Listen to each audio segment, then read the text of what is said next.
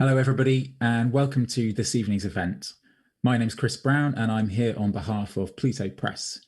As you know, we're here to launch Transgender Marxism, which is edited by Jules Joanne Gleeson and Elle O'Rourke. I think it's fair to say that this has been one of our most highly anticipated books of the year so far. So we're really very excited to be launching it today. If you haven't already got yourself a copy of the book, then you can, of course, do so. And you can go to plutobooks.com. There's a 30% discount if you use the coupon TGM30 at the checkout. And we'll put details of that offer in the live chat in just a minute. So we've got a fantastic lineup on the panel today, and I'm going to be handing over to Juliet Jacques, who's chairing the discussion today, in just a minute. But before I do that, there's just a couple of bits of housekeeping to go over. So firstly, there is going to be a Q&A as part of today's discussion. If you've got a question that you want to put to any of our panelists, then please just write it down in the YouTube live chat, and we'll be forwarding that on to them throughout the course of the event. Lastly, if you want to find out about any of our other upcoming live stream events, then please do firstly subscribe to our YouTube channel.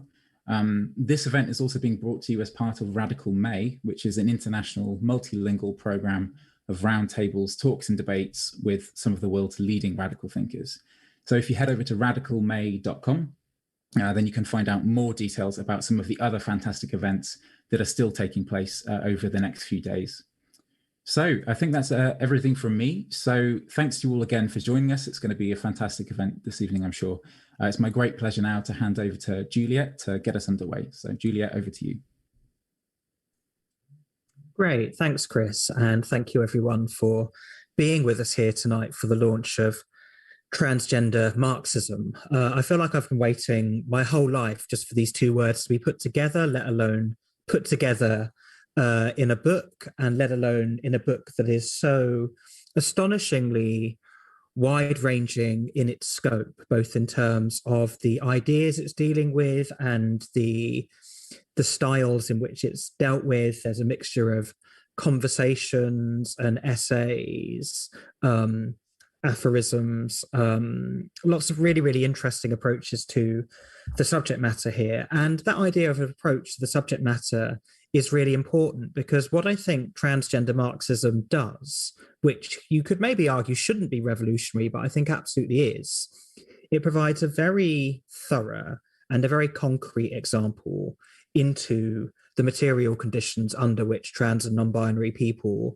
live now, all across the world. I think another thing that's really strong about this book is its international scope. There are contributions covering Brazil, the United Kingdom, the US, and various other places across the world. And global inequality is something that is very much addressed in this book and considered very intelligently throughout. I think the book is a real landmark in closing down some of the distance that has emerged between trans movements and socialism. This old left precept that politics to do with identity is somehow not relevant, or something that will be addressed after the revolution. And also it's a way of kind of not even short-circuiting, but just finding a different paradigm to a lot of the really quite tiresome and circular conversations about trans issues that have been taking place, I think, particularly in the British media, and I think elsewhere as well, particularly the British media, around the validity of trans identities. This book is really moving beyond this liberal idea of being trans as something that, as that term implies, that you are, that is immutable. And it's not so much that the book is arguing against that position, but it's much more looking at how trans people, trans lives, as well as trans identities, are something that we do and have done to us by a transphobic society, and something that actually we can kind of control through a kind of intelligent and in-depth analysis of the world in which we live. And I think that the key line that comes at the end of the book's introduction by its editors, Jules Joanne Gleeson and Elle O'Rourke, who of course are both with us here tonight, is the line that what we have suffered was logical, but never necessary. What has been made can be unmade. So this book is really a call for a much more materialist and a much more Marxist approach to being trans, but also a much more trans approach to Marxism and materialism. So I hope that piques your interest for today's discussion. In a minute, I'm going to hand over to Jules and Elle, who are going to talk about the book for about 20 minutes. And then we're going to have a period of discussion between me, Jules, and Elle. And you are welcome to post some questions, which will form part of that section of the Q&A. And then we're going to bring in Virginia Goetzel, who is one of the contributors to the book, who is going to talk for somewhere between 10 and 15 minutes, and then join a wider conversation to close, which again, you are welcome to pose your questions to. And the whole thing, we should be done by about 7:30 p.m. British summertime. So that's all from me. I think this is a really thrilling and fascinating and, you know, often quite moving book as well. And I really do urge you, you'll go and buy it and read it and learn it and live it. So I'll hand over to Jules and Elle now. And thanks a lot again for joining us. Yeah, thanks so much for that introduction, Juliet. That was really a remarkable reading, which I'm very grateful for. And thanks also to everyone at Pluto for putting this event together, and also Tatiana from Left Voice, who's going to be our translator this evening, later on in the session. So sort of just riffing off some of the stuff you were saying, Juliet, but also kind of setting up for what Elle is going to say. As the editors, our aim is very much capturing this kind of polyphonic approach, which you're sort of describing, like having a stylistically inclusive approach to the kind of material we were going to get into this collections, given that there are so many different ways and so many different forms of writing which trans people have used to approach our plight and also our power.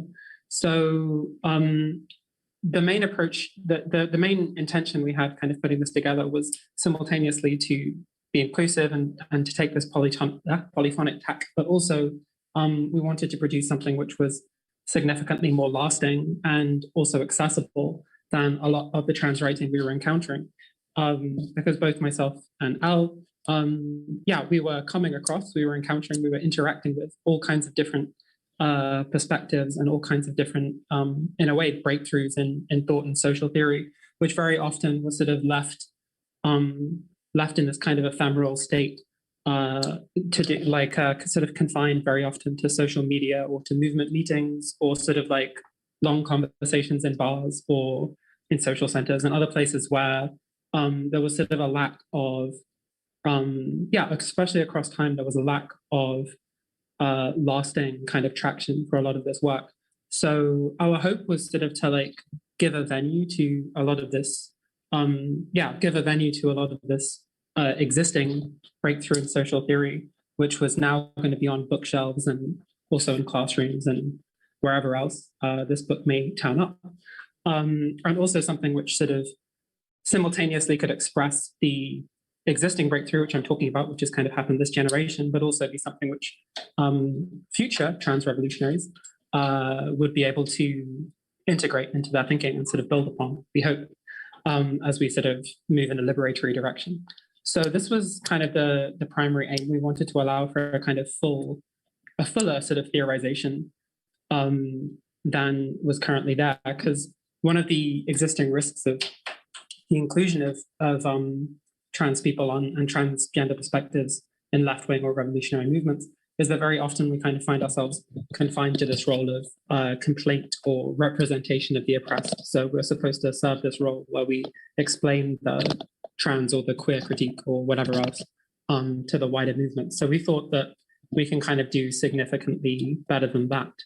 And as you've said, this sort of results in a collection which brings together significantly more traditions than your average sort of movement publication would be likely to, given usually movement organizations have their own perspective or their own analysis, which then gets applied to society at large.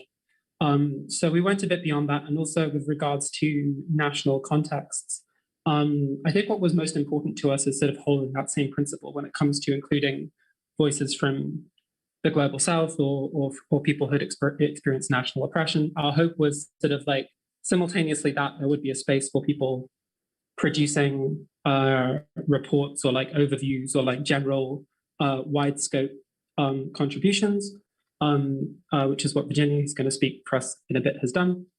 But also we wanted to provide some space for for voices from the global south to also sort of do experimental writing and do more kind of do work which is more focused on the sort of like it's basically to allow people from whatever context to contribute their own like point of view and their own kind of like theorizing in their own fashion. And this is sort of like one of the things which I think this collection has achieved overall. It's like giving people an opportunity to speak from their position if that's what they're minded to do, but also not kind of confining anyone's perspective or viewpoint to their attendant exact social position. So this is like, I suppose this is something which has always like drawn people towards Marxism, while also sort of then causing difficulties and tensions once they're drawn into it. So I've got a few more things to say, and that's sort of about how this fits into trans theory and how it doesn't fit into trans theory. And I think this is something Elle is going to pick up on a bit, because having completed it, I suppose what I came to notice is there's this interesting differentiation from the rest of trans studies, which sort of ties into the way that this collection resolves kind of, or attempts to resolve tensions between Marxist perspectives and radical feminism. And this wasn't even something which I had noticed the book doing until myself and Elle was sort of going about the laborious task of putting together the index. And I noticed that there was this really striking presence of radical feminism. Like the entry for radical feminism in the index was very exciting to me, because it seems like many of our authors were kind of approaching this thing, but it was done in a range of different styles, and there are a range of different conclusions kind of coming out of this. So this goes from like Noah Zazanas's essay, which is like the first piece in the collection, which is kind of dealing with different theories of socialization and social integration of identity, through to one of the final essays in the book kind of takes on the same approach, but this is Andra Metcalf's contribution, which I think is called Why We Like This.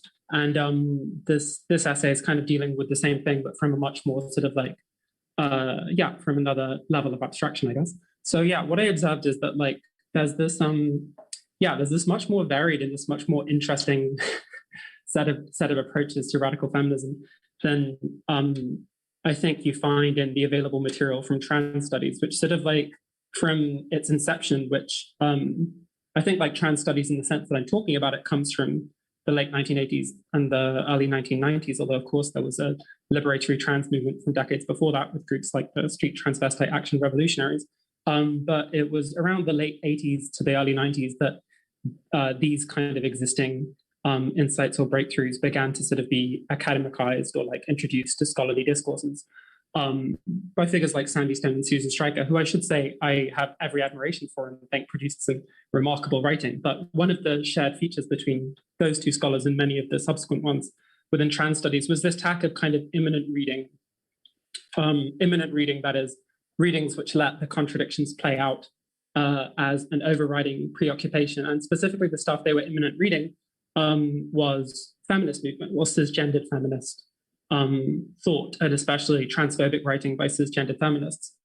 And I think Ella's going to elaborate on this point a bit further, but what our hope is with transgender Marxism is that we can sort of like expand our horizons significantly beyond that, which is, I think, a necessary thing to do after the successes of the 2010s, because I feel like at this point, this kind of game has played itself out, like reading material from people who hate us and want to drive us out of polite society, at least, and in reality, public life more generally. That's kind of something which, I think a lot of people have found a frustration with, and a lot of people have sort of attempted to move beyond. So considering the collection, I'm kind of, that's kind of my own editorial insight to it.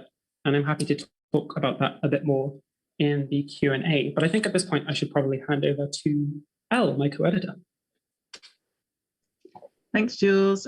Thank you, Juliet, for such a really warm reading of our book. Thank you so much. I was just going to talk about the collection itself and situate it, and then perhaps we could talk in the Q&A about radical feminism and imminent readings and just the tradition of transfeminism and how much more confident and open it is now. So why transgender Marxism?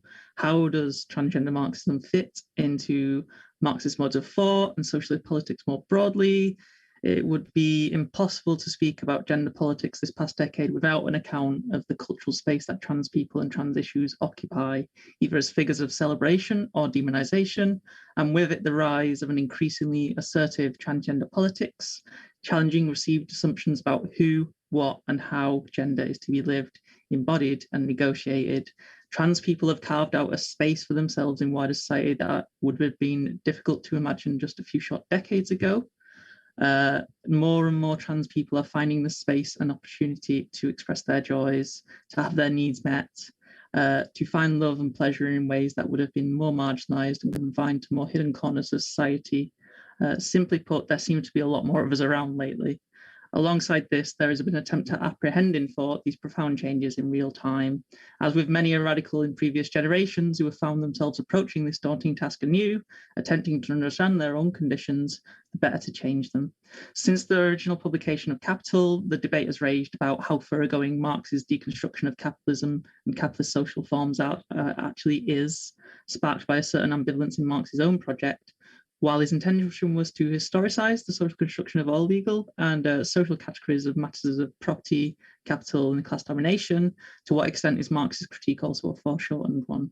How different would Marx's account of the rosy dawn of industrial society have been if he made Liverpool rather than Manchester his home in exile, or of his dispatches to the New York Daily Tribune on the convulsions of the money markets on Lombard Street, driven by disturbances on the continent, were instead dispatches to the Manchester Guardian about the travails of Wall Street driven by tremors in the plantations and slave dealing markets of America's cotton frontier? Or have you seen that employment of women in industry not as a recent and emasculating phenomena, a general law of capitalist development emerging from the advance of the factory system and mechanization, but a thorough and complex trend, long-term trend in Britain's industrial and social history where women were present throughout? Or have you seen that the very dynamics driving a thoroughgoing transformation in industry and the world of work were also reshaping the other hidden abode, the private household, in reclusive, dramatic ways? Or if he had focused his lens not on relations within Lancashire cotton mills, but on the sugar plantations of Europe's tropical colonies? Transgender Marxism really sits proudly in a long line of elaborations and novel extensions of Marxist thought, where others might see contradiction, incoherence, or illicit distortion. How can there be a transgender Marxism of all things? We see no incongruity at all.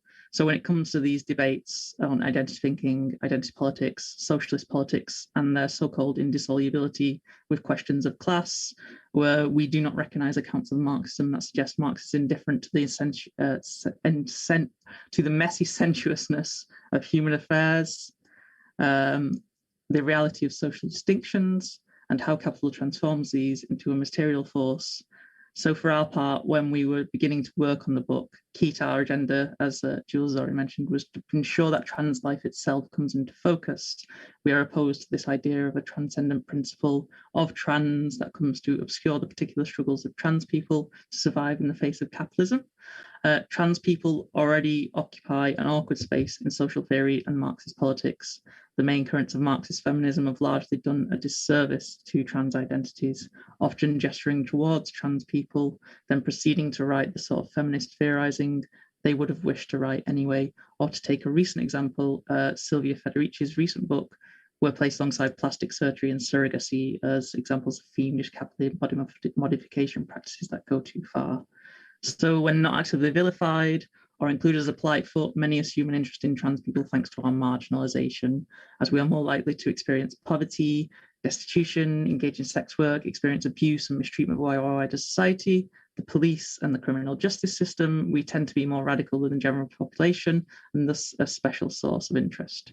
In particular, because we occupy a liminal and ambiguous space in the gender order, we are taken to embody, or at least provoke, a space of subversion and rebellion. I mean, this is, quite canonical in late 80s, early 90s queer theory. If you read it, you'll see it everywhere. One that can perhaps shake existing society out is complacency vis-a-vis sex and gender, sort of gender vanguardism of sorts. The upshot of it is that trans people are perhaps a useful source of recruits, a fashionable cause to follow, and sotto voce bearers of a special responsibility. So this is rubbish, and I don't like it. And as an account of trans life, this auxiliary argument is precisely negative. We are of note due to our suffering, and by dint of our stigmatization and its travails, little space is left for the actual substance of trans life, the experience of surviving in the context of separation that we already share among ourselves, and the resultant insights for a broader, refreshed view of capitalism's reproduction. But this is hardly an unprecedented theoretical maneuver. Emma Heaney, in her book, The New Woman, has shown that throughout modern history, trans women find themselves and their experiences always represented as an allegory for something else. Rather than being treated on our own terms, trans women often serve as the theoretical raw material to ground the universality of cis experience. So Heaney traces this sort of approach across late 19th and 20th century representations of trans femininity, including sexology, literature, modernist fiction, and social theory. Literary modernism itself is replete with these examples of trans women as metaphorical figures for destabilization of inherited gender traditions, stand-ins for broader destabilizations brought about by the urbanization, suffrage, and women in entering new roles in the workforce, and with it attendant anxieties over masculine self-assurance and patriarchal rights. In other accounts, transgender experiences serve as an example of the dizzying achievements of techno-scientific modernity that seemingly demonstrates the boundless plasticity of human bodies and their potential in our new scientific technological age. Or in Freud's hands, we appear as this degraded figure who is nevertheless this critical allegory for the unconscious that clarifies his theory of same-sex desire as inversion and castration anxiety. So here, feminization stands as this looming threat of egoic injury, clarifying the operation and universality of sex. So we can see echoes and wary repetitions of these framings in our own times, with transgender as a synecdoche for transgender trouble writ large. From far-right fantasists dreaming of a surging wave of effeminacy, sweeping all in its wake, to the condescending patronage of well-meaning do-gooders, predatory psychiatrists demonizing trans people with taxonomies that they would never accept applied to themselves, to sensationalist publishers looking for a quick cash grab with lurid tales of gender deviance, indecency, and criminality, phobic Lacanian psychoanalysis casting transition as literally a psychotic desire, to the tedious yet tender queer theorists scrambling to offer a novel articulation of stale and familiar territory. Trans people are frequently ushered onto the stage of theory for a grander purpose than themselves, only to be quickly dismissed in turn, purpose served, premises intact.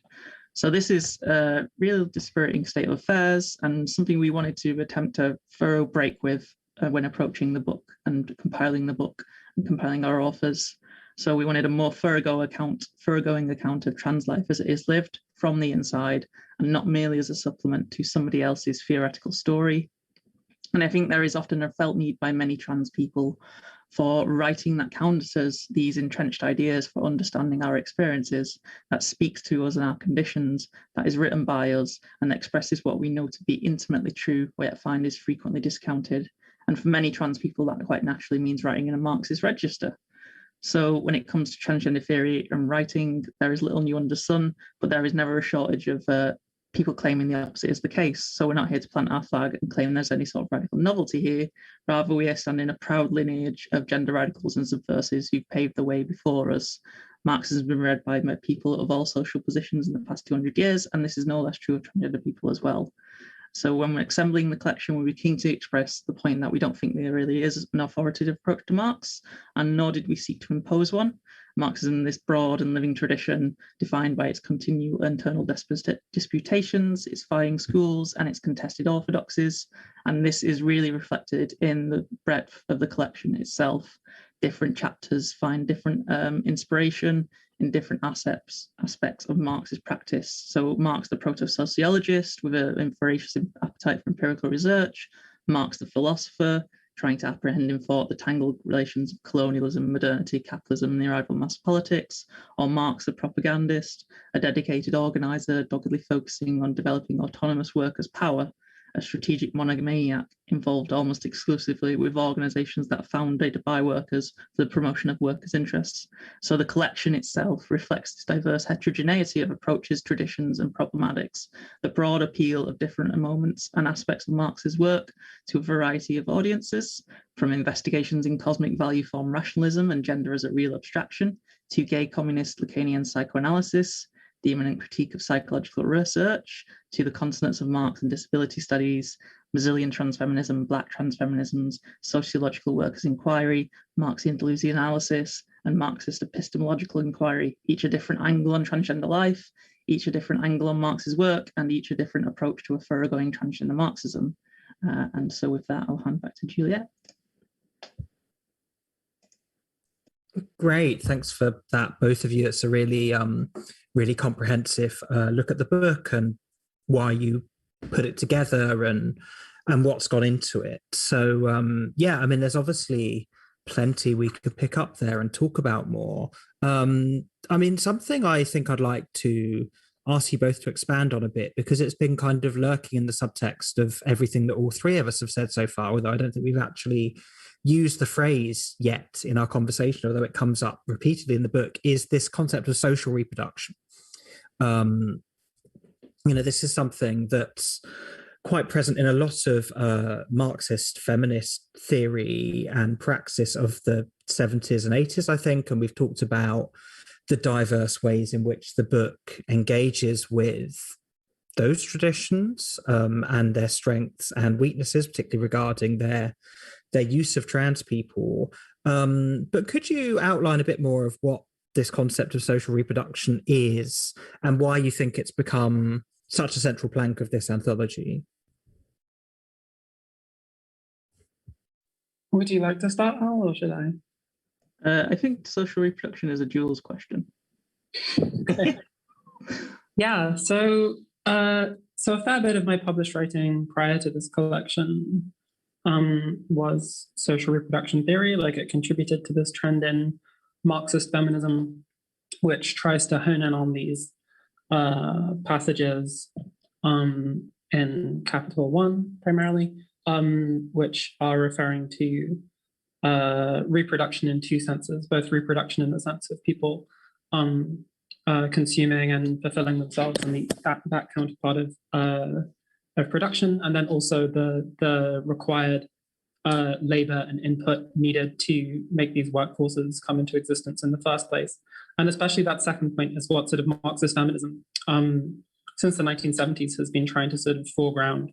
And this was an intellectual project which especially flourished in the mid-2010s. And the kind of the conceptions I find most useful are sort of the ones which try and frame this as a question of life making. So life making activities which occur in the context of proletarianization. So how people who've been stripped of access to the means of production still go about remaking themselves as both as a viable workforce, but also as people who are able to survive these conditions at all.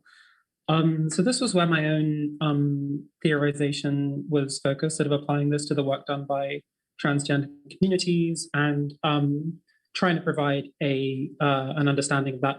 And I would say like some variation of that same concern appears in several of the essays, most obviously Nat Raha and Noah Zuzanas's contributions, which both, Nat uses it in a more historical kind of investigatory lens, and then Noah is trying to look at different views of like social cognition and socialization with that in mind. But I think it's fair to say that like it isn't like an overriding concern. It's not a lens which is actually deployed by each of the contributors to this book. And there are still kind of like some outstanding and ongoing questions about whether this is really the best available framework to use. But I would say with regards to this collection, it's like a present, probably a heavy but not predominant interest. It influences kind of what I would have to say about it.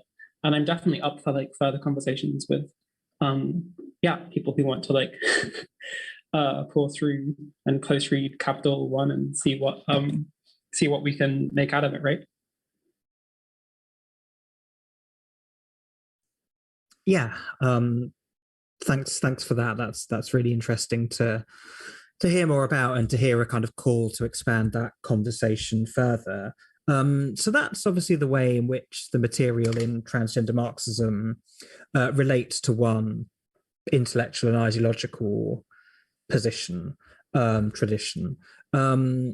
I think I'd like to ask you, and answer this as positively or as negatively as you like.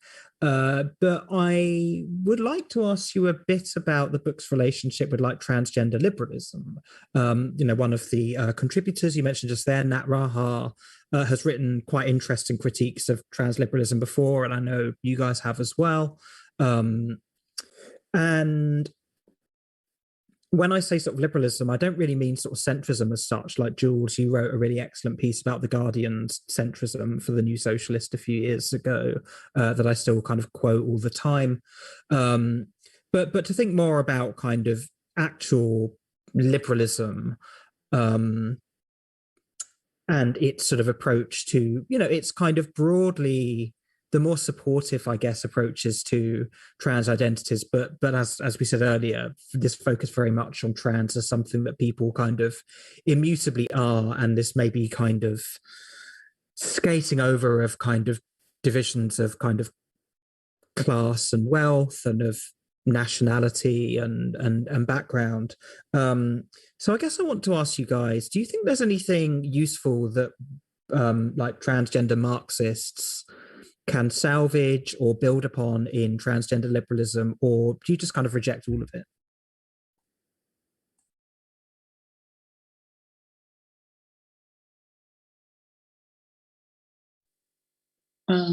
Well, I guess, do we reject all of that? I guess the thing to be said here is that there's clearly something to be said for civic victories and victories in terms of trans rights, which I think this has been the predominant slogan that's sort of taken over the internet, right? Like getting politicians to say trans rights in the US and the UK. And I do find it kind of quite difficult to provide an account to like to make an argument for this being a negative thing a lot of the time. But the issue is like this stuff is kind of like good as far as it goes. Like trans people do have to navigate various bureaucracies and deal with everything from doctors to landlords who are potentially hostile towards us. So like within that context, it's intuitively obvious that people will end up sort of framing things in terms of rights and civic emancipation struggles. But the issue is primarily that like, yeah, the issue is that you sort of very quickly reach this endpoint where that alone is not going to do much for any broader project. And I think this is especially clear in the US. In the United Kingdom, it's kind of concealed. Like Britain has kind of hidden this by how terrible its liberals are. But in the United States, this is very clear as like slowly the Democratic Party kind of grinds its way around to like trans acceptance, or like the I should say like the incorporation of the most incorporation of the most middle of the road and the most liberal trans perspectives, which are perfectly like happy to put up with a state which is continuously waging war abroad and barely making any improvements to people's lives at home. So yeah, that's like, it's not exactly something which, like in rejecting transliberalism, which I certainly do, I kind of don't want to like, I don't want to claim that there's no obvious reason for why struggles keep on ending up being in the same place. But maybe Elle's got something different to say. I've talked for a while now. So yeah, I mean, in terms of transliberalism, I think it's ended up generally narrowing our horizons in a really regrettable way. Always fighting the battle on terrain we haven't chosen, and often doing so in liberal and non-threatening forms. So we have this immense weight attached to the Gender Recognition Act, a fairly trivial and small piece of legislation that would make very little difference to most trans people's lives. Or we see people defending the NHS and GIC system, which has, you know, often been the site of intense trans oppression in its own right, because, you know, TERFs are saying it's bad, suddenly we have to say all these glowing things about how much we love doctors and such forth, or we often become masters of the feminist canon in our own right, so as if the only means we could ground and express a confident and self-assertive trans feminist politics is through the language of someone else who didn't have us in mind at all. So we kind of wanted to pull the camera back away from these sort of framings and discussions and these platitudes about trans rights and so forth, and we wanted to have a deeper understanding about trans oppression in capitalism and how we understand and fight it better. Great, yeah, thanks for that. I mean, you know, the sort of liberal-ish visibility politics that were very very prominent, I think, in the first half of the last decade of the 2010s that culminated in that trans tipping point. I think quite interesting to think about, because a lot of liberals, I think, with their approach to history, that it's just this like gradual unfolding of freedoms, didn't maybe see the strength of the anti-trans backlash coming, and the way in which like transphobia has formed a key part of the sort of new rights agenda. I don't really want to go into that too much now, because I want to save that for when we talk with Virginia later on in the event. But I think it might be nice to ask you something, just speak a little bit more about why you think this is happening now, like what's happened politically and sort of culturally, intellectually in maybe the last 5 to 10 years, or maybe even a slightly shorter time than that, that you think sort of allows this book to exist now in the way that it does.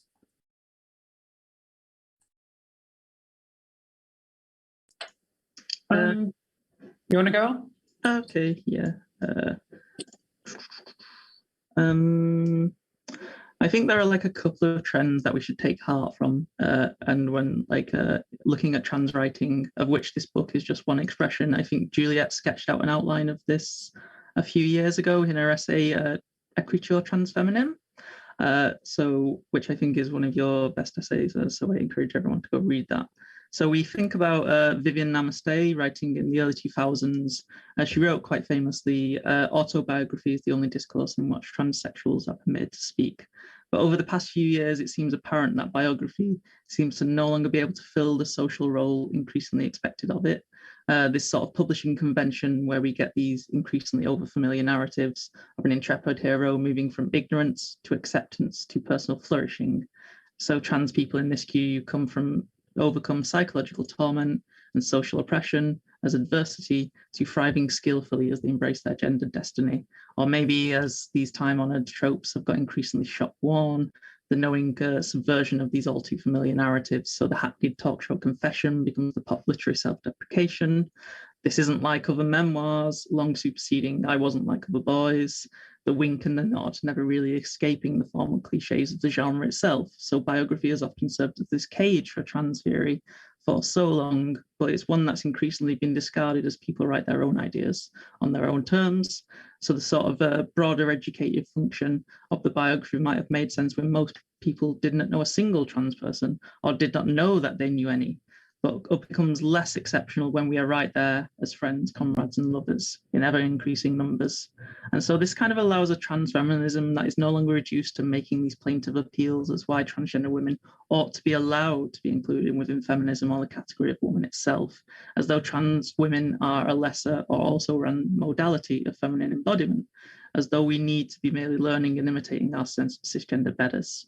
So further to this, trans creativity is ever more expansive, varied, and widely read than it has been in recent years, from the immense diversity of trans poetics, as Kate Gabriel and Andrea Abakarem demonstrate in their recent collection, to We Want It All, to the closely observed comedies of Tori Peters, Imogen Binnie, and Jackie S., as well as podcasts, non-fiction, cinema, video games, and music. Trans women seem to be really into noise music, and it's great.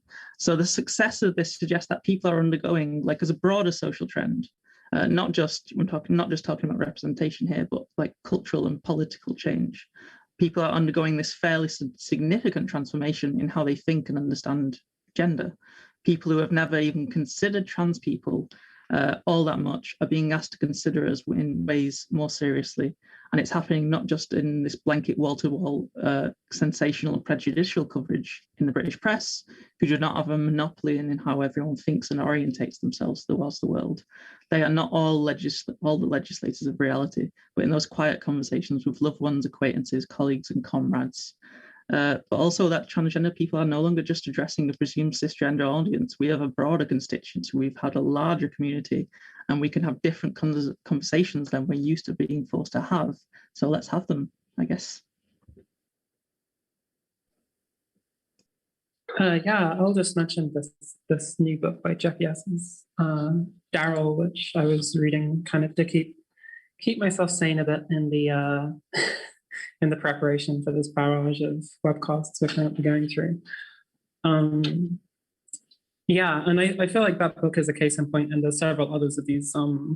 Yeah, the way that trans fiction seems to be really moving well beyond the kind of confessional or semi-autobiographical content, which I guess we need to be clear about this. What we need to be clear about is not that we are we're not opposing the confessional style or thinking it should be repressed or done away with by any stretch of the imagination. I think it's always going to be present, and it's especially prominent in the kind of social media zine form material we were talking about right at the start of the session. This is always going to be a style that's in use for trans people coming to terms with their own social condition, networking, or whatever else. Like, there's a lot of uses for it, and there are pieces in the book, I think Farrah Thompson's is especially obvious as an example, which do deploy the confessional style to theoretical effect. But I think what is changing, and what is very nice to see changing, is that there used to be, as you'll be aware, Juliet, this kind of like imperative. It used to be kind of like, it used to be pretty difficult to get things published which were not using this mode. And I recall the experience back in 2016, 2017 of trying to get transgender Marxist theory out into the world through, through publications which were not purpose made for it. And at this point, it was like a slog. It was like pulling hen's teeth, to use an idiom. It was like a difficult challenge. But at this point, at this point, things have changed a lot. And I feel there was never any pressure from Pluto. In fact, if anything, the reverse, to kind of like include more "it happened to me" type content. And but I think that's something that's very welcome, and it's also something which Marxism always sort of provides, right? Like, you shift out to the you shift out to the formal view, you shift out to the mode of production or the commodity form or whatever other framework you want to use, and then you see how things look from that level of appearance. But yeah, if we're talking trans writing, I've just got one more thing to plug, and that's this book No Tiger by Mika, which just arrived 2 days ago. So this is something else you might want to check out if you want kind of genre disintegrating kind of like poetry and prose and stuff. And the collection I'll also mention, We Want It All, is definitely something I would recommend to anyone who wants like a glimpse at different, like the kind of pluralism and diversity and like flourishing form of trans writing.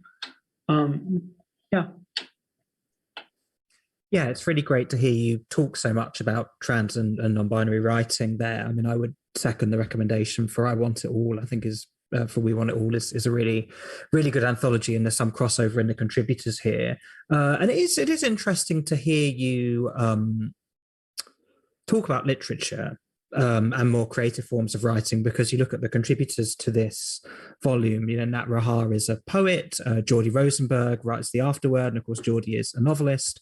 And, talking about this moving away from autobiography and memoir, I've always been quite upfront that the reason I wrote memoir is because it was clear to me at that point that neither I nor the wider trans intellectual community would be allowed to do anything else until we'd kind of done more of that. So, I have a volume of short stories coming out in a few weeks called Variations, like a look at the history of trans and non-binary people in Britain, and it's completely kind of moving away from autobiographical writing.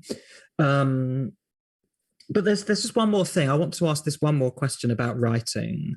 before we go to Virginia. We've actually got like our first question in from the audience, but I think that's going to work a lot better in the next section of the discussion. So I'm going to hold it over till then.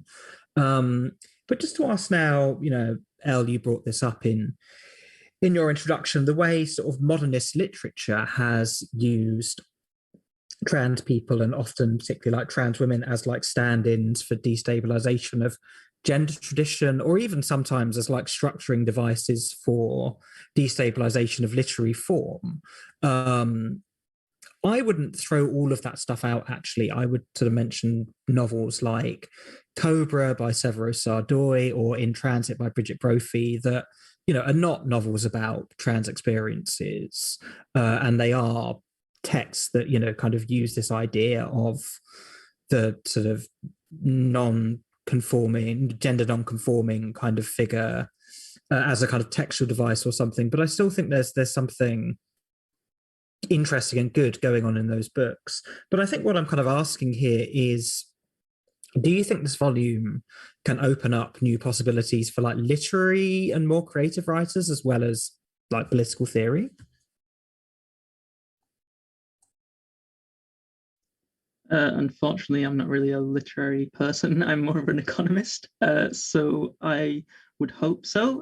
Different aesthetic forms and aesthetic practices, new ways of discussing things and interrelating. But I couldn't comment in any real depth on that, I'm afraid. Jules? Yeah, well, I would hope so. I would hope so. And also another thing to say in relation to this is, there are contributors who are trained in Nathaniel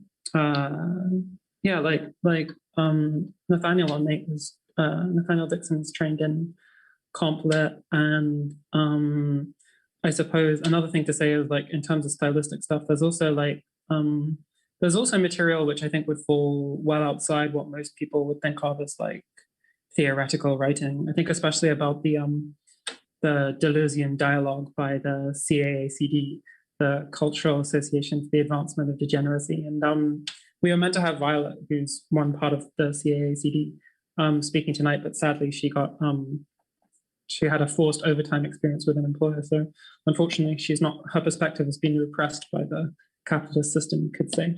But there is this need for kind of different approaches and different styles to sort of be brought in there. And there's no reason that when we think about theoretical writing, we have to think about like an enormous, comprehensive, thoroughly point-by-point argued through syllogism-rich chunk of text. Although I do enjoy producing that kind of writing from time to time, there needs to be a more kind of flourishing. And I think one thing especially to mention about the collection is, when we're talking about like the polyphonic approach, I think for us, there was an understanding that many of the people who would be contributing to this kind of a collection do have academic backgrounds. In one or two cases, they were in the process of quitting their PhDs or finishing their PhDs and quitting academia. In other cases, you have sort of like, dropouts. Two contributors kind of remarked that they were pleased to be in a collection of writing like this, having dropped out of their studies. And this is kind of like the reality of like trans theorizing a lot of the time. Like you have a lot of these, you do have increasingly trans academics who actually have posts and even important positions, i.e. management positions in these institutions, very few, but like there are trans people in that position. But like the reality is for every one of them, there's going to be dozens who've, for whatever reason, crashed out of academia, out of their poetry scene, out of wherever else. So this is like, these are the kind of voices you really have to look out for and like make sure also find their way into your like published material. And for me, that's kind of part of the thrill of it, I guess. And like part of the joy of completing something of this kind. Because like, there's no reason you should you should have to live a life that features like a steady work face and never features inpatient treatment. As the new euphemism is for that. Like that's always what trans theorization is going to look like. It's not going to be a tidy or like a clear process where every thinker is like, oh, this is a phenomenologist, so they're in a philosophy faculty. That's great. The reality is always going to be more chaotic than that. Great, that's a really interesting answer. Thank you. So I think we'll go to Virginia now, and she will have some translation. But we'll hear from Virginia, and then I'll bring the conversation back round to all of us and to the audience questions. Got a few questions in that I think we'll take after Virginia speaks. So Virginia, I'll hand over to you now. Boa tarde a todos, todas e a todes. Eu queria, antes de tudo, poder agradecer muito a Jules e a Elle pela construção desse projeto, né, que a gente veio debatendo desde 2019 e atravessou aí, está atravessando a pandemia, né, e uma série de transformações políticas e sociais pelo mundo, né, para citar algumas delas, né, o segundo ciclo aí da luta de classe internacional, né, com greves importantes na França, o levante popular no Equador, no Chile, os golpes reacionários como o da Bolívia, Mianmar, e a ascensão aí à crise da extrema-direita. Hi, everybody. My name is Virginia. That's Virginia. I'm Tatiana, but that's Virginia. I'm translating. And so she says she wants to first thank Jules and Elle very much for putting together this project that they've been discussing since 2019. That's gone through. This project has gone through the pandemic and a series of political and social transformations around the world. Just to name a few, the international cycle of class struggle that we saw in 2019 with important strikes in France, huge uprisings in Ecuador and Chile, and reactionary coups in Bolivia and Myanmar. And also, we've seen the rise and the crisis of an extreme far right. And also the eruption of like a questioning of the police in the heart of US imperialism with Black Lives Matter. Sim, e sobre também esse levante, né, bastante forte, né, do Black Lives Matter e a recente luta do povo palestino, né, contra o Estado sionista de Israel e a chegada da própria pandemia global, né, que aprofundou a crise econômica e escancarou a face mais cruel e desumana do capitalismo, onde todo o avanço tecnológico, né, e todas as forças produtivas que estiveram aí voltadas aos lucros, né, inclusive acima das vidas, demonstraram aí como o capitalismo é impotente para lutar, inclusive, contra um vírus. Então, é uma imensa alegria poder fazer parte dessa coletânea inédita, né, que relaciona a luta trans e o marxismo. And it's also important to note the recent struggle of Palestinian folks against the Zionist state of Israel. And also the context of, we're all doing this via Zoom in our houses, of the global pandemic that really deepened the economic crisis and has revealed the most cruel and inhuman face of capitalism, where even though there's huge advances of technology, the advance of productive forces, that even so, corporations are obviously focused on profit over and above the lives of folks who are dying as a result of the pandemic. And all of these issues are trans issues. And in that sense, it's a huge joy to be part of this collection that makes these connections between trans issues and Marxism. E eu gostaria de destacar a importância dessa publicação hoje, em meio a essa enorme crise capitalista, né, que foi aprofundada aí pelo coronavírus e tornou ainda mais evidente que cada direito, né, que a gente obteve aí nos últimos anos não são uma conquista perene, mas estão sujeitos a cortes, né, e ajustes que imponham os governos e as instituições financeiras internacionais, já que a crise agudiza a polarização social e faz ressurgir com virulência os setores mais reacionários que expressaram sua xenofobia, homofobia, misoginia e a transfobia. And so I want to highlight the importance of this publication today in the context of capitalist crisis and the pandemic, that shows and really highlights that every single right that is won under capitalism is also subject to cuts, to austerity, to being walked back by governments and by international imperialist financial institutions.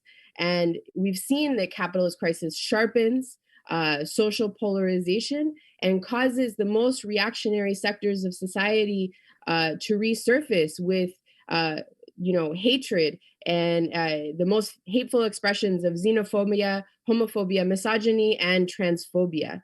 And Virginia's from Brazil, so she has a lot of experience with that.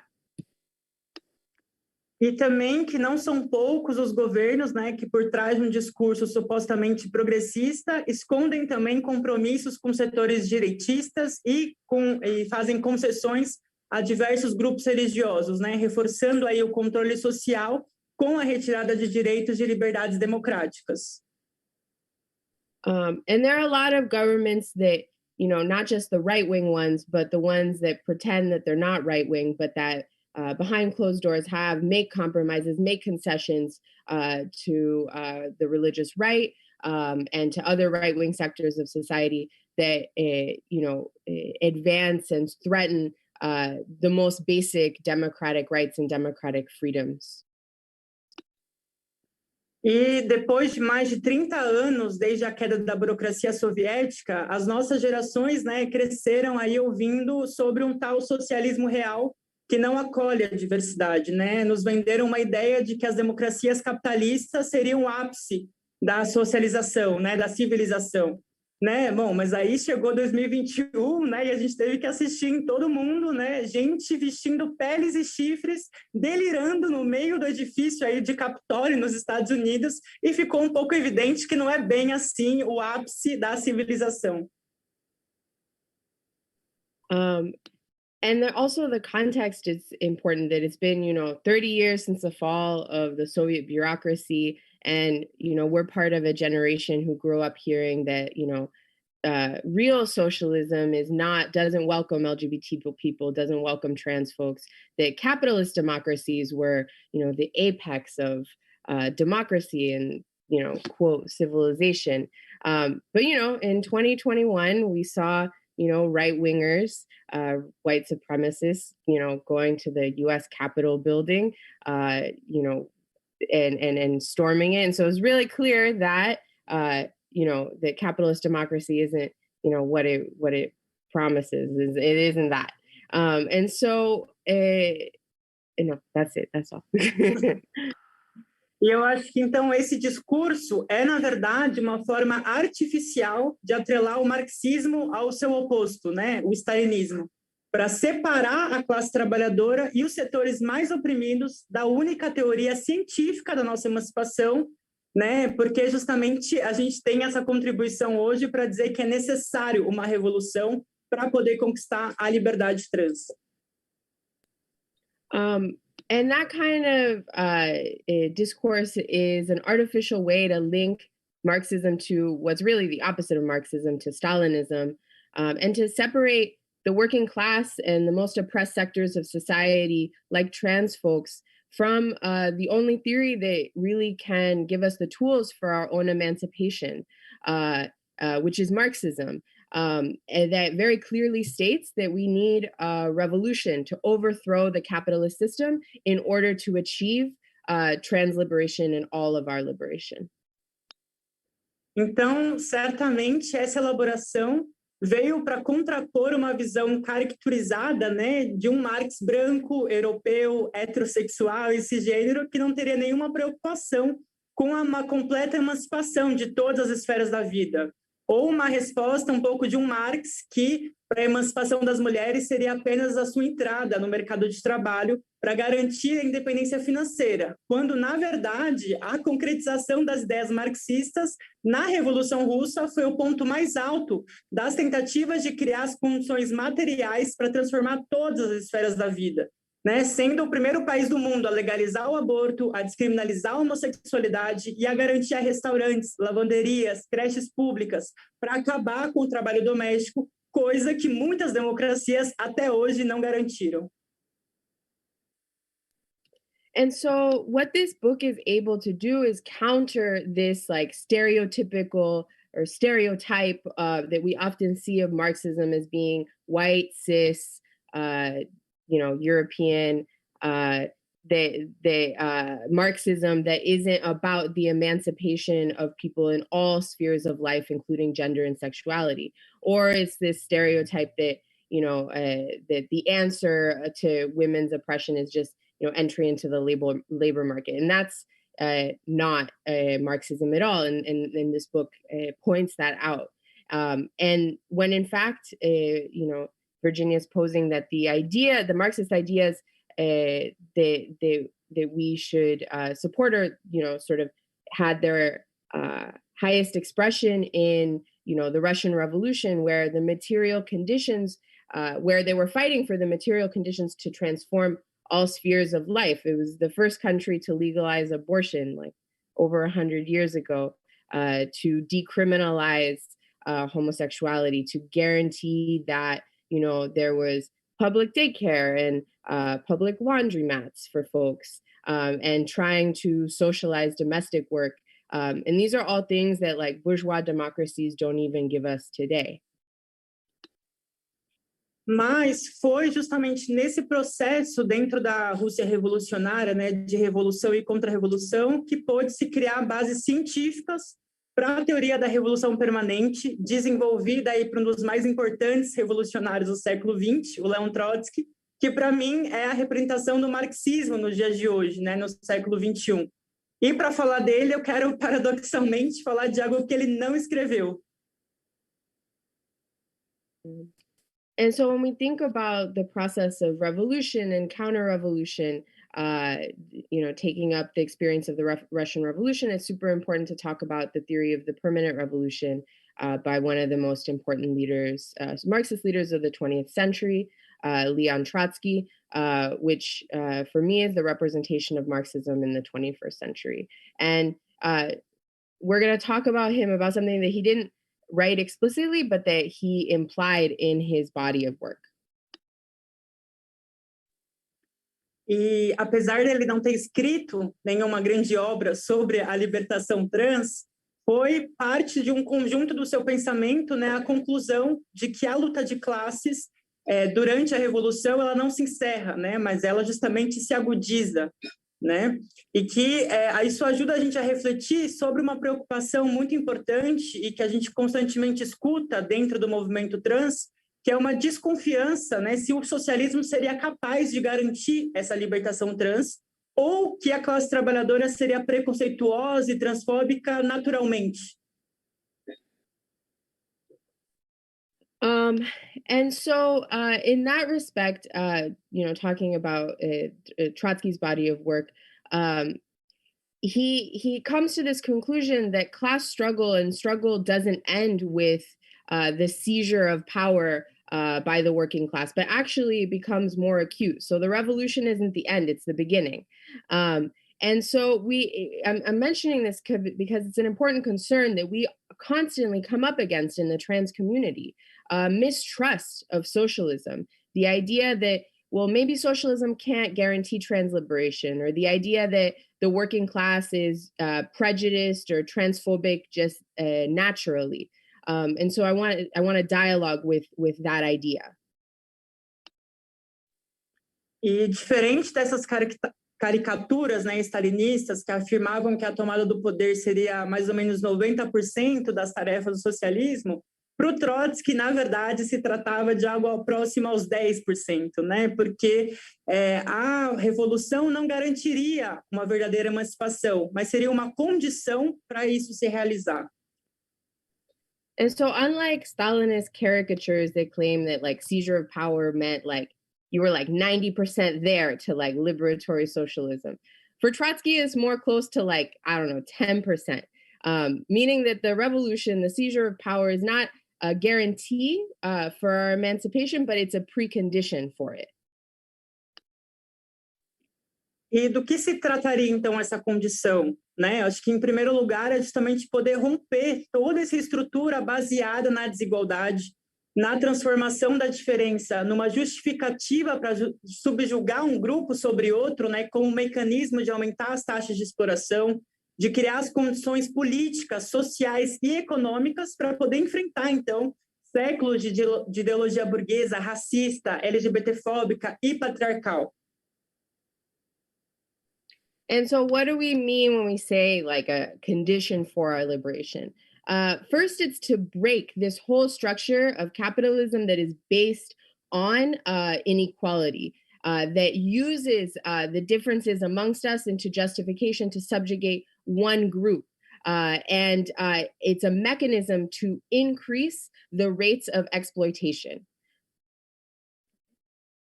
It's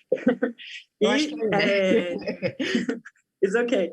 E justamente a revolução, dentro da revolução, que aí teria esse caráter permanente para o Trotsky, é o processo, né, que depende do desenvolvimento internacional da revolução, assim como a autoatividade das massas, né? Porque é justamente enquanto as massas se movimentam que a sua consciência, né, que é determinada aí pela sua existência, se pode desenvolver. Né? Ou, nas palavras do próprio Trotsky, seria um desejo íntimo e individual de cultura e progresso para investir conscientemente contra as violências do passado e contra a subordinação. O que certamente também já estava em Marx, quando ele dizia que a revolução seria obra dos próprios trabalhadores de forma consciente. So what the revolution does, it creates the political, social conditions to confront centuries of racist bourgeois ideology that is LGBT phobic, transphobic, patriarchal. And so precisely after the seizure of power, we're talking about a revolution within a revolution. And that's what the like permanent character of the permanent revolution is. And it depends on an international process of development. That's why we have to be internationalists. And it's also based on the, action of the masses that when we're in movement are able to advance in their consciousness. Because, Marx says that consciousness is determined also by concrete experiences. And so this is a quote from Trotsky that my translation is not very good. So we're gonna skip it out. We'll send it out later or something. But basically, the idea here is that as masses are in movement, consciousness develops, and consciousness against forms of oppression that are ingrained and necessary for capitalism. E por que, então, isso seria importante hoje nesse lançamento? Né? Por que eu estou falando tudo isso? Né? Porque esse livro me parece que pode cumprir um papel inicial não apenas de contrapor uma dessas principais vitórias do neoliberalismo, em separar o combate às opressões de um combate ao conjunto da exploração capitalista, mas também pode servir para um debate com a própria esquerda, né? Para as pessoas trans também poderem combater as distorções do marxismo, retomando o seu sentido revolucionário. Né? As travestis na linha de frente, na luta de classes agora, de Mianmar à Colômbia, são uma prova de que, frente a toda a crise econômica, são os setores mais oprimidos que lutam para construir um mundo novo. And so why am I talking about this? What does it have to do with this book release? Because this book can play an initial role in countering what was one of the victories, right, of neoliberalism, because neoliberalism was able to separate the fight against oppression from the fight against capitalist exploitation. And our job is to connect those two things again. And it also allows us to open a debate with the left itself. It also allows trans folks and gives trans folks tools to fight against these distortions of Marxism and retaking, reclaiming a revolutionary Marxism, because trans women are on the front lines of international struggle. If you look at Myanmar to Colombia, trans women are on the front lines and are proving that in the face of every economic crisis, in the face of every crisis, it's the most oppressed sectors of society that are on the front lines and seek to build a new world. E justamente por isso, eu acho que é importante também abrir um balanço crítico, né, da esquerda internacional, que tem aí, ao longo dos últimos anos, se dividido bastante em dois blocos, né, digamos assim, que pode ser visto praticamente, de forma prática, né, no recente e incrível movimento Black Lives Matter norte-americano, que contagiou o mundo todo, inclusive aqui no Brasil, a partir, né, da luta por justiça, né, ao assassinato racista do George Floyd, e que abriu um questionamento fundamental de uma das instituições pilares, né, do sistema capitalista, como a própria polícia, que inclusive, né, reprimia as LGBTs ali e levou à própria irrupção de Stonewall há 50 anos atrás.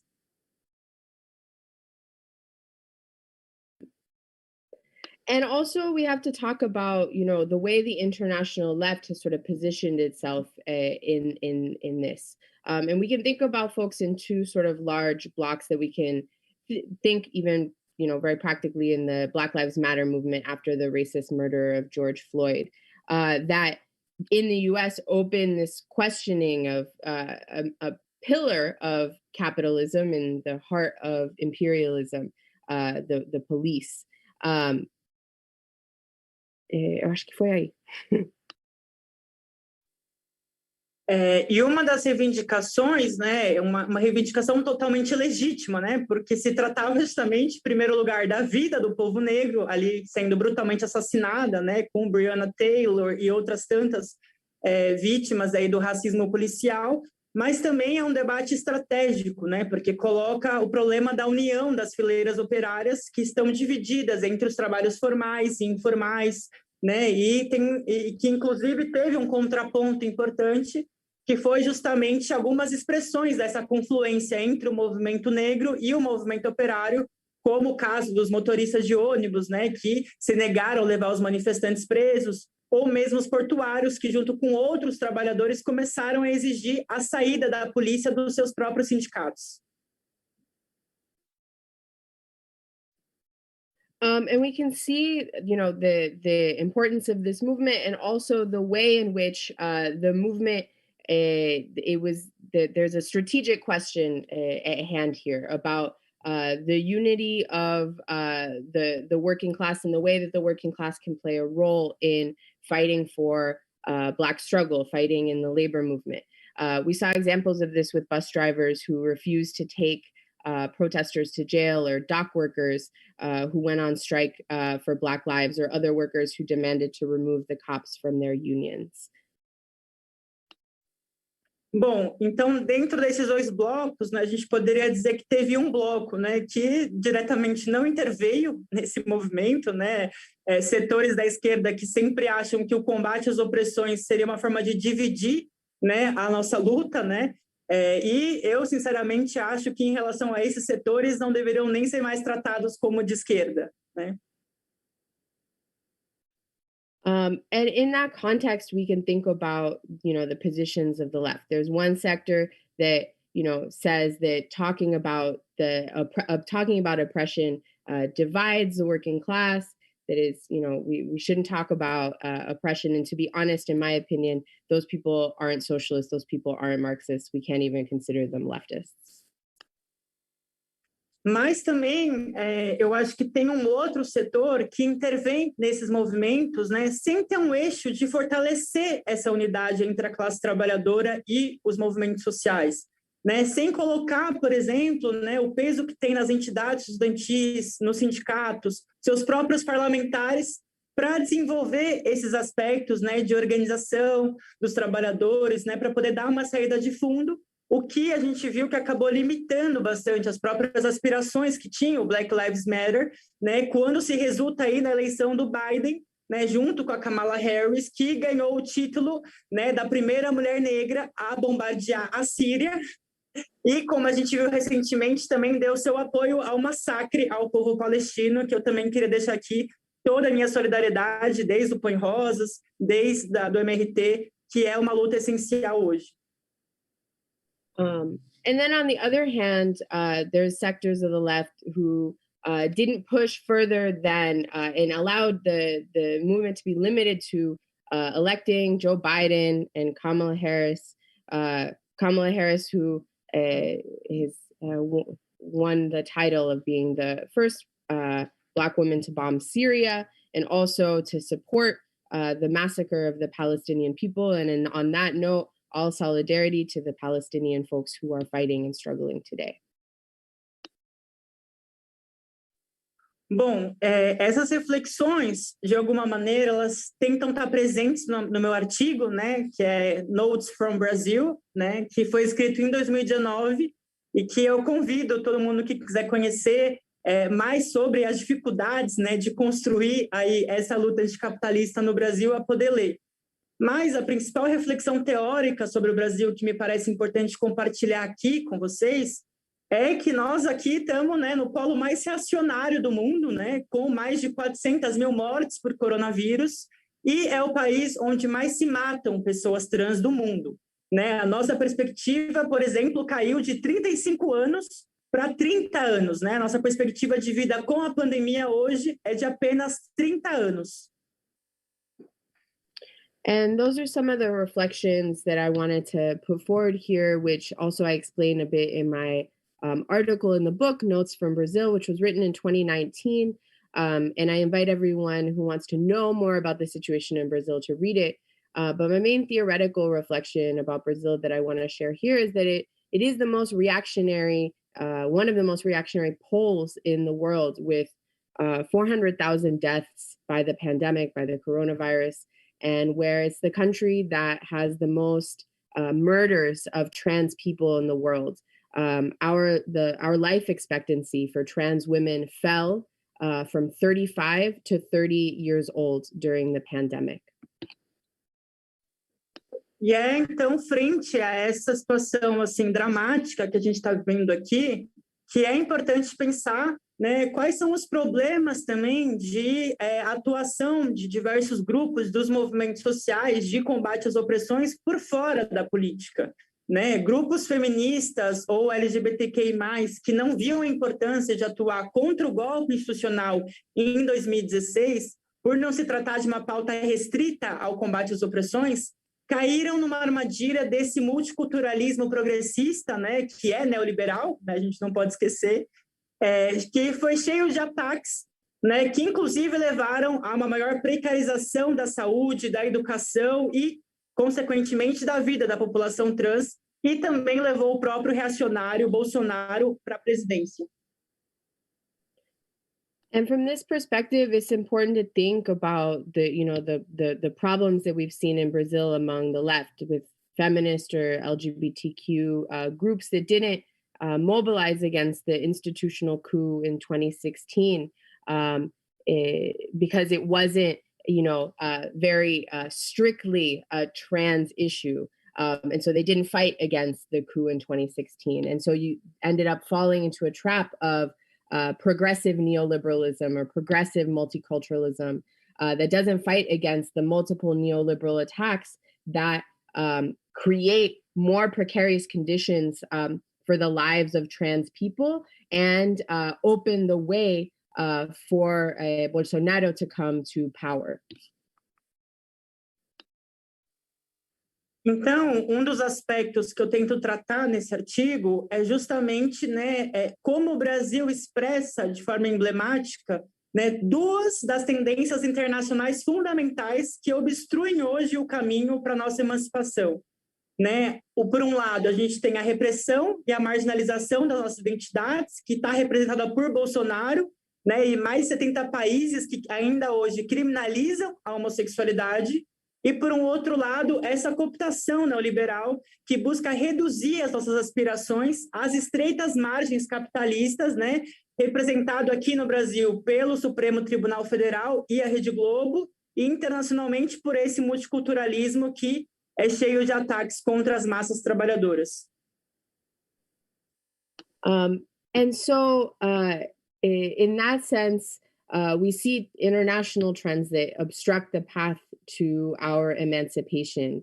The repression and marginalization of trans folks and other folks represented by Bolsonaro, and the neoliberal co-optation that wants to reduce our aspirations to the most narrow margins within capitalism.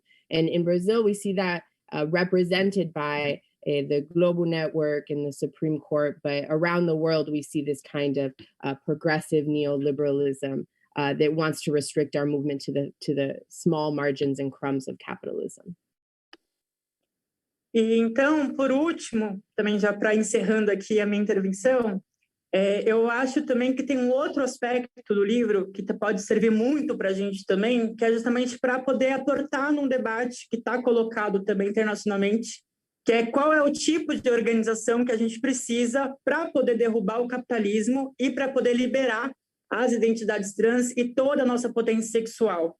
Né? Seria um tipo de partido aí, como a gente tem visto aparecer ao redor do mundo, como o Syriza na Grécia ou Podemos no Estado espanhol, que foi criando ilusões que poderíamos enfrentar todos os ataques que estavam colocados aí pelas organizações internacionais e financeiras pela via eleitoral? And so in that sense, just to start wrapping up, to wrap up, it's important to think about, if we are revolutionary socialists and we want to overthrow capitalism to liberate all trans folks and all people, working class people, would it, is it a party? What kind of groups do we need for that, right? Is it stuff like groups like Syriza and Podemos that created illusions that we can confront capitalism from within the system, they ended up just being the same agents of austerity that we've seen around the world? Bom, não me parece muito, porque justamente esses mesmos partidos, em poucos anos, se tornaram os próprios agentes dos ajustes econômicos contra as massas trabalhadoras. E agora também a recente crise do NPA francês, né, como parte desses partidos amplos, né, que buscavam aí unificar reformistas e revolucionários, né, também está levando a vários debates importantes no interior da esquerda francesa, porque até mesmo pensam em não ter um candidato próprio contra essa polarização entre a extrema-direita da Le Pen e a direita, né, oficial do Macron. And also there's, a debate, for example, on the French left with the NPA that is thinking about not having its own independent socialist candidate to face the polarization between Macron and Le Pen, that also represents this idea of like broad parties being able to face the crisis of capitalism. Então, eu acredito que a contribuição que a gente pode fazer hoje, né, é justamente um pouco do que nós, da fração trotskista, né, Quarta Internacional, que eu faço parte, aqui no Brasil, e que a gente está intervindo em vários lugares do mundo, né, é justamente poder estar na linha de frente de cada um desses combates, né, como nos Estados Unidos, né, frente ao Black Lives Matter, mas denunciando o desvio que as eleições do Biden buscavam criar, de levar esses questionamentos para dentro das suas instituições, né, do próprio poder podre norte-americano. Na França, é um pouco isso que a gente tenta fazer também com a corrente comunista revolucionária. Né? No Chile, também, o processo aí de desvio das mobilizações de 2019, né, nessa constituinte institucional, e aqui no Brasil é o debate que a gente faz com o PSOL, né, de justamente poder contrapor esse seguidismo ao PT, né, de não intervir na luta de classes, lutando justamente para poder fazer a classe trabalhadora emergir como sujeito que possa responder isso com as travestis, com as mulheres trans, com os homens trans, com toda a comunidade LGBT na linha de frente. Então, muito obrigada e queria agradecer de novo aqui estar nesse espaço, nesse debate. And so the question for us is, as internationalists, as socialists, is to put up fights for independent socialist organizations all over the world, whether it be in Chile, where the movement in the streets is now sort of deviated to a sort of deal within Congress, or here in Brazil, where we're having a debate with the PSOL and the Workers' Party. And so the key for us is to play a role in class struggle, so that in each of the countries where we organize for the self-organization of working class and oppressed people in all of these movements. where trans people, trans men, trans women, trans folks are on the front lines of this struggle against capitalism and all forms of oppression and exploitation. So thank you for having me.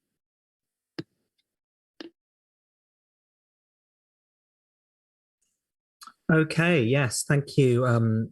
Thank you, Virginia. We've not got too much time left. I'm very conscious that we could discuss a lot of these issues and the things springing out of them all night, really, and maybe one day we all will. But I do want to just bring in some of the audience questions, really. So I'm going to go straight to those. And I think as we've got Virginia here, I think it might be nice to start with this question from Gregory Monk, who asks, are there any places worldwide in which there is a potential for deeper democratization of health services and the doctor-patient relationship which could benefit trans people and provide hope? So I'm going to throw that open. Should I translate that? Or Sure, that sounds good. Quer saber se tem algum lugar do mundo onde tem potencial para democratização de saúde na relação entre médico e paciente, que ajudaria as pessoas trans. Bom, eu acredito que uma das principais formas, né, do capitalismo recente, né, foi justamente utilizar a saúde como uma forma de determinar o que seria uma identidade saudável, né, e o que seria uma identidade não saudável, né, colocando nós como pessoas trans como doenças mentais, né. Isso mudou muito recentemente, em 2019, mas só para vocês terem uma ideia, o processo de eu transformar o meu nome, né, de conquistar o direito ao meu nome, foi baseado na argumentação de que eu era uma doente mental. Né? Num momento de crise econômica, me parece que não temos muito como pensar uma democratização do sistema de saúde, senão justamente por batalhar para que as pessoas trans, junto com os trabalhadores da saúde, possam colocar o controle sobre a saúde, né? Decidir isso, em unidade, inclusive, com as universidades, para poder elaborar pesquisas e estudos sobre isso, porque enquanto isso estiver na mão dos capitalistas, o interesse é o lucro, e nós, pessoas trans, não somos fonte de lucro na saúde, porque temos que nos colocar em situações extremas de violência para poder acessar a saúde, né? Aqui no Brasil é muito comum as pessoas injetarem, né, em si mesmas diversas... chamam de bombadeiras, né, que seriam a injeção de silicone industrial. Então, essa é a realidade da maioria das pessoas trans, pelo menos no Brasil. So she says that in Brazil, the healthcare system has been used as a weapon against trans people. That in Brazil, trans people, being trans is still seen as a mental disorder, disability, and that for Virginia to be able to change her name, she had to go through the process of saying that she had, that she had a mental illness, and so in her vision, the democratizing of healthcare also has to do with the fight against a privatized healthcare system that the capitalists use to make profit off of, that trans people are not and should not be a source of profit. Rather, that we should have control over our own healthcare, both the workers who work in healthcare, who were hyper exploited there, trans folks and other folks who are oppressed by the really terrible healthcare system. In Brazil, it's very common, for example, for people who don't have access to gender affirming care in healthcare to, buy black market silicone and things like that are very, very dangerous. So, yeah. Okay. I had an answer to that one, if that's right. Yeah. So I think it's a very interesting question, the democratization of healthcare. And this is exactly something which is becoming challenged increasingly in trans healthcare, is exactly this point of trans people and trans communities often wielding considerably more expertise even than many of the doctors who are serving them or are supposed to be servicing them. And there's various reasons for why that is, and a lot of it is to do with stigmatization and endocrinologists or gum specialists, urinary specialists, kind of focusing on various populations, and trans people kind of coming at the bottom of that pile for reasons both to do with stigmatization and specialization. So the result of it is basically that there are a large number of trans people who are increasingly despairing of conventional medical channels for receiving their treatment. I would say that this seems to be particularly intense in Britain, and this is one of the reasons I left the country several years ago. Because, especially countries with clinic-based systems, which is true of Ireland, Britain, Germany, and various other countries, in contrast to most of the United States, they generally do have this approach where, just as Virginia was saying, there's this need to demonstrate that you have an authentic mental illness prior to receiving any kind of treatment or intervention. And the reality is that many people are kind of not prepared to wait that long. So the waiting times are like extending into the years at this point in Britain. And they were kind of in this dire state even before COVID. So you can imagine the meltdown that's happened since then. So this is one of the interesting challenges and one of the interesting conflicts, which is increasingly arising for trans people, and which is being confronted in various different ways. I suppose I have a lot more to say on that, but I've actually published this lengthy essay, which is not in the book, but it's an essay I co-wrote with J.N. Hode, who's one of the contributors to it, which is called Gender Identity Communism. And if you want like an extensive look at Britain and also the occupied territories in Ireland and what the clinic system looks like in those places, then it's something maybe to check out. But I find this interesting. I find this question of like the division of labor, which is tied up with this, and the question of amateurism. And I think Helen Hester has this notion of queer amateurism in her book Xenofeminism. This is something which I hope gets developed like in subsequent conversations. In the book, I think Nathaniel Dixon's piece sort of deals with the experience of sort of being clinicalized and like the impact that has on your self-perception and stuff. So there's stuff on that in this book, and I hope that we can kind of direct ourselves to some more thoroughgoing and less reformist kind of conversations around this point. I mean, just to riff on what Jules was saying, I'm thinking of C.L.R. James's aphorism from the Black Jacobins, where he says, "Revolutions are not made in Parliament, they're only registered there." And I think when it comes to trans healthcare, the clinics are last. They are last to instantiate any sort of revolution in healthcare that is ongoing at the moment. If you want to look at the future of trans healthcare, you have to look to the deliberate, conscious practice of trans communities who are finding ways to bypass or engage with the system. If we look at the records of clinical practice with transgender people and intersex people, you just have this grim history of bureaucratic violence, stigmatization, indifference, medical neglect, hatred, and socially validated sadism. As Virginia was saying, medical knowledge about trans people has largely always proceeded under the assumption of transgender desires as a social pathology to be corrected.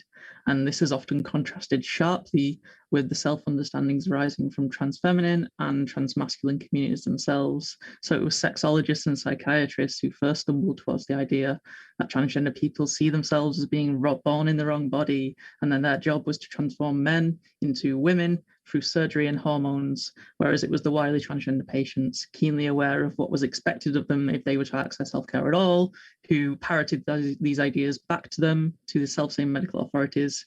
So what's interesting here is that this framing is a recuperation of the universality of the cisgender subject, of the identity of anatomical configuration and gender destiny, even as it omits exceptions to it. So this is not an innocent move, and it's historical, and its cultural ubiquity and understanding transgender experiences often masks its actual historical novelty. There's a sense here that transgender identifications are always contingent, awaiting formal validation, whereas cisgender ones are on a more ontologically sure and stable footing. So this is a real dispute about reproductive knowledge, the body, and its social signification, but it's also one with enormous material consequences. Doctors can deny you a prescription with ameliorative therapies or affirmative surgeries based on personal prejudice. Insurance companies can do the same. So at the center of this has been the pathologizing assumptions about trans people's healthcare needs, their wants, their desires. And to go back to the transliberalism point, there's a certain liberal argument that leans on the authority of medical science, of sexology, psychoanalysis, and psychiatry to make its claim that trans people are deserving of certain rights and social esteem, an authority that religious reactionaries are blithely dismissing and that sort of thing. And this can make a certain amount of tactical sense in some contexts, but it also sidesteps the thornier issue here of class, power, and authority, and those institutions' role in suffocating trans flourishing at every turn. And I think this is something that is just invisibilized from the conversation. I think if you want a better future of trans care, you need to look to what trans communities are doing right now and how they're making their lives better with or without the formal validation of certain authorities who would, wish we'd die in a ditch. Yeah, that's exactly right. It's like if I want to despair about the future of trans people, I read accounts from the clinics. And if I want to feel some hope, I look at what online spaces or in-person groups like Queer Care, which I was involved in. And when you look at the work and the innovation which those transgender circles and also intersex circles have been performing, it's really, it's really liberatory, and it's already something in motion. So that's, for anyone considering this stuff, that's definitely what I recommend. Don't go to the doctor first.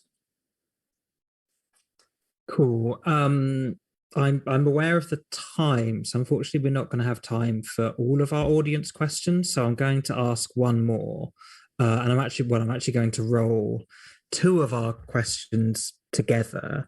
So there's one from Jessica Walsh who asks, do the editors place the roots of transgender oppression in what Engels identified in The Origin of the Family, Private Property and the State, and in the rise of the nuclear family in bourgeois society?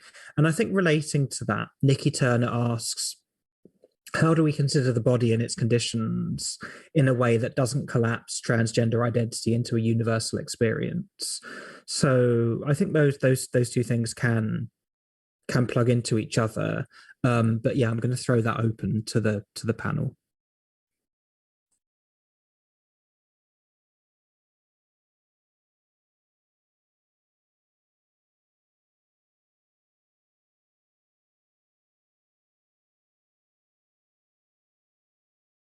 So when it comes to the Engels question, I mean, we do have a big focus on the role of the family. We do not use Engels. We draw on a more contemporary theorist, Angela Metropolis, who writes about her idea of oikonomia, and she's written extensively on this. And she is immensely fruitful as a thinker, and I've been deeply influenced by her. So she theorizes oikonomia as this nexus of race, gender, class, and sexuality constituted through the premise of a properly productive household. So material economies implicate sexual economies because theories of sexual reproduction and intergenerational inheritance are also theories of property ownership, wealth, and entitlement. So oikonomia here is operating as a critique of economic discourse that limits its understanding of capitalist reality, including Marxist attempts that hypostasize capitalist production at the point of production, the locus of the wage, and the point of exchange.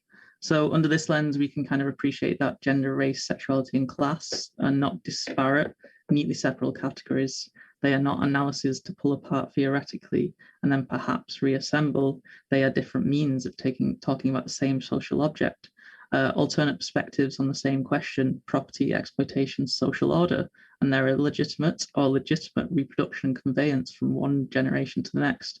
And I think this analysis of economia is immensely fruitful in allowing us to deconstruct how the household, property law, and marriage, and so forth, in preventing this catastrophic disaccumulation through time and space, play an essential role in maintaining the reproduction of capitalism, and why those step outside of it are of their purview, are forced out, or face immense social sanction for doing so. So this is readily apparent in the animus directed towards outcasts and deviants. We see this in far-right propaganda directed at trans women, essentially disgusted that anyone would transgress the supposedly fixed boundaries of biological designation of sex, and demonizing certain trans women in particular for failing to live up to an idealized performance of femininity, while at the same time trying to guarantee changes in the law that make transition as legally adverse and difficult as possible. Men are men, women are women, and there you shall remain. So impositions of gendered and racial discrimination are also claims about where the acceptable thresholds of exploitation ought to lie, and on what terms, whether your labor is waged or unwaged, whether it is compensated well or poorly. Even the type of work you do or do not is contingent on your ability to embody a socially plausible form of femininity or masculinity within boundaries set by what your society understands your racial background to be. So these political anxieties about the breakdown of these thresholds of exploitation, that they are increasingly difficult to verify or are being directly challenged or are not being forced hard enough, is of particular concern to far-right politics. Social distinctions for capital are not just greeted indifferently, but they never have been. Instead, they are integrated into churning more of accumulation, serving at once as a material force, and the household is no exception. Yeah, this work by Angela Metropolis, which a lot of it's online, it's available on her blog, actually. So I definitely recommend people check that out. But the reason I found this so compelling and have found it increasingly helpful is that, as I said, like I got into trans theorizing mostly as a social reproduction theorist, but this this focus she has on like the household, on the oikos or ecos, and it's like the way that it's integrated with capitalist production is something which I found enormously helpful. And what else do they have to say about this? Oh yeah, I guess that is, as Elle says, that's kind of mostly what our introduction is using, although obviously there are lots of different backgrounds and familiarity with Engels and other First International stuff throughout the collection. I guess I would like to hear this bodies question again, because I don't think I quite caught what it was trying to hook out. Could you maybe repeat it? Yes. How do we consider the body and its conditions in a way that doesn't collapse transgender identity into a universal experience? The body and its conditions. Yeah, that's a great formulation. I think the body, or like bodily, like, yeah, existential readings of the body used to be like my main concern. Like this was my kind of like the history of embodiment, I guess, used to be what I was primarily focused on. I'm not sure when that changed, but yeah, this is a very interesting question. I think in terms of like universalization of trans experience, I'm guessing this is saying like taking certain people's accounts and then making it like uniformly true for like all trans people, right? And this is and this is, I guess this is kind of like, this is sort of like a risk which we run into when people are having to write about their own experiences and having to provide an account of themselves, which is like both sort of like representative and like appealing to like a wider audience, or like at least intelligible for a wider audience. And yeah, the more I read from trans people, the more, yeah, this really doesn't, there's kind of never any hope of a universal experience. And like and class divisions are like a huge part of that as well. There's been a lot of interesting work by recent Marx scholars about the way he treats the process of the body as it engages in labor. And in our collection, I think Zoe Belinsky's piece on disability is kind of like really honing in on that, like the bodily capacities and the way that those tie in with the labor involved in basically saying like, oh, I can do this. You know what I mean? So this is probably the most relevant essay for that question. But I think more generally, more generally, it would be really nice to be free of like this need to kind of speak for everyone. You know what I mean? It'd be really great if we could just talk about the actual way our weird lives had unfolded without having to kind of look over our shoulder and like worry about being accused of like reinforcing oppressive narratives or performing erasure of other people or whatever else. So like hopefully Marxism is part of the way till we get there. I don't think it's the only thing we need. But that's what I've got to say on bodies and universalism. If Virginia, I'm not sure if you could follow Virginia, but if you have anything else to say, that's fine.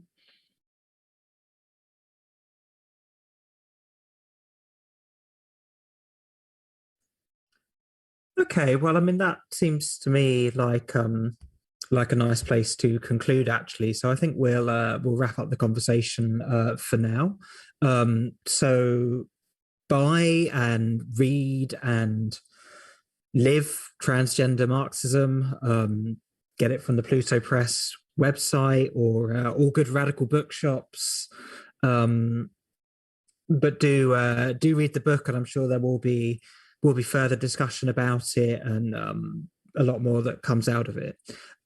So I've been your host, Juliet Jacques. I would just like to thank Jules Joanne Gleeson, Elle O'Rourke, and Virginia Gitzel for speaking to us today, and Tatiana Cozzarelli for translating, Chris Brown at Pluto for hosting, and Amina Darwish at Pluto for helping with the event. And thank you all for coming. And let's keep building for the trans revolution.